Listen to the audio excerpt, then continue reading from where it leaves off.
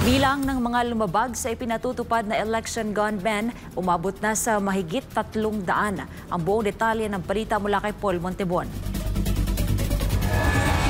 Sumampa na sa 334 ang bilang ng mga arestado sa paglabag sa ipinatutupad ng election gun ban sa buong bansa. Batay sa pinakahuling tala ng National Election Monitoring Action Center o NEMAC, nangunguna sa listahan ang National Capital Region na may 75 na individual kasamang isang dayuhan ang naaresto. Sinundan naman ito ng Region 3 na may 78 na kaso kasamang isang tauhan ng Armed Forces of the Philippines. Sa kabuuan, nakapagsagawa na ng mahigit na 84,000 COMELEC checkpoint ang kapulisan at militar. Sa ngayon, nasa 5 na rin ang naitalang suspected election-related incidents na may tigi-1 kaso sa Region 2 at Region 12 habang 3 kaso naman sa Region 6. Bagamat patuloy ang pakikipag-ugnayan ng mga otoridad sa mga detalye ng mga ito, sa kabuuan, umabot naman sa 337 ang bilang ng mga armas na nakumpiska ng mga otoridad mula sa iba't ibang operasyon nito, kabilang na ang checkpoints at ilang police response. Pinakamaraming nakumpiska ang revolver at pistol kasama ng ilang mga pampasabog na nakuha. Para sa Diyos at sa Pilipinas kumahal, nag-uulat Paul Montebon,